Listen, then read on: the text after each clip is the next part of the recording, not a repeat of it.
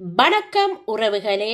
இன்றைக்கு என்னுடைய யூடியூப் காணொளியில் நான் செய்திருக்கிற வட்டில் அப்பம், ஒயிட் வட்டில் அப்பம், இது என்னென்ன வச்சு நான் செஞ்சிருக்கிறேன் இந்த ஒயிட் வட்டில் அப்பம் என்று சொல்லி வாங்க வீடியோக்குள்ளே போய் பார்க்கலாம். வீடியோக்குள்ளே போகிறதுக்கு முன்னால் ஃபஸ்ட்டு அந்த வீடியோ பார்க்குறீங்களா? அப்போ மறந்துடாமல் சப்ஸ்கிரைப் பண்ணிவிட்டு பக்கத்தில் இருக்கிற பெல் பட்டனையும் கிளிக் பண்ணிவிட்டு பாருங்கள்.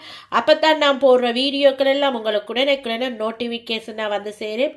இப்போ வாங்க இந்த ஒயிட் வட்டிலப்பம் எப்படி செய்து நான் சொல்லி பார்க்கலாம்.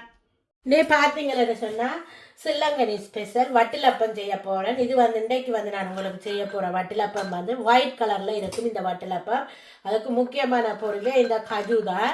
நான் உங்களுக்கு தேவையான அளவு கஜு எடுத்துக்கொள்ளுங்க. நான் 100 கிராம் அளவில் கஜு எடுத்துருக்கிறேன். எனக்கு இந்த 100 கிராம் கஜுவே போதுமானதாக இருக்கும்.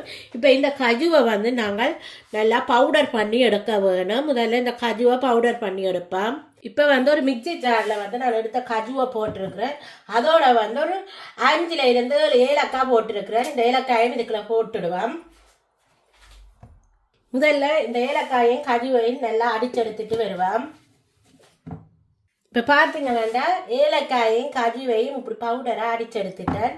இப்போ உங்களுக்கு இனிப்புக்கு ஏற்ற மாதிரி சீனி போட்டு கொள்ளுங்க.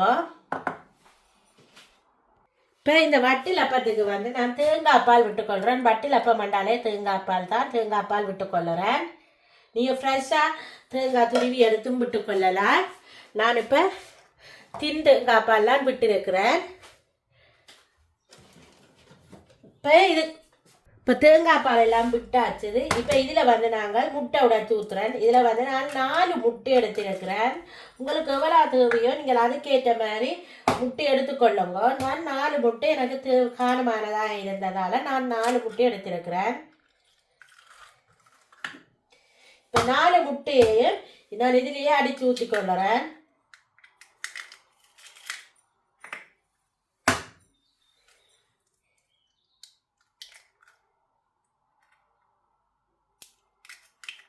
இப்போ 4 முட்டையும் அடித்து ஊற்றியாச்சு.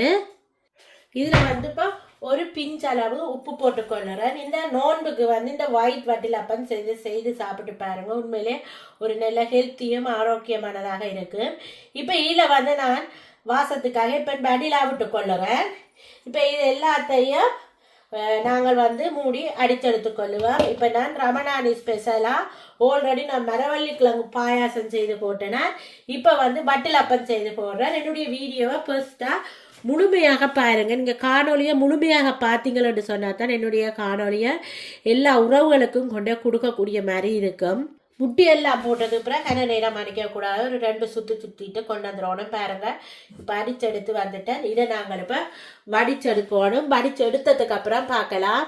பார்த்தீங்களா வட்டிலப்பத்துக்கு நீங்கள் எல்லாம் நல்லா மிக்ஸ் பண்ணிட்டு வடிச்செடுக்க வேணும். என்னென்னா அதில் இருக்கிற அந்த திப்பியல் எல்லாம் இல்லாமல் இருக்கணும். அப்போ தான் வட்டிலப்பம் நீட்டாக வரும். இல்லை பார்த்தீங்கன்னா முட்டை நல்லா டார்க் கலராக இருக்கிறபடியாக இப்படி வருது. இது அந்த ஓர்கானிக் எக்குன்னு சொல்லிவிடும். அந்த எக்கில் செய்கிறபடியாக இப்படி இருக்கு பாருங்க.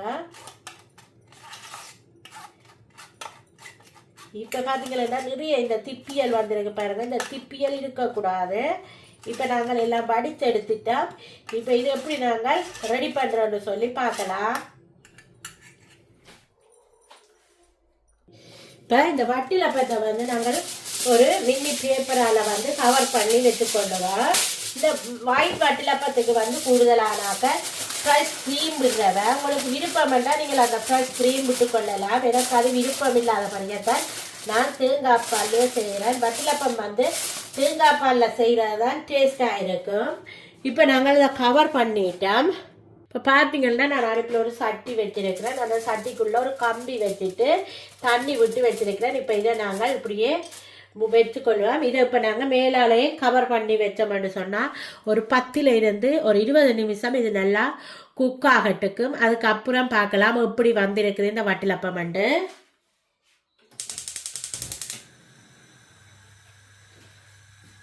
இப்போ கவர் பண்ணி வச்சிருக்கிறோம்.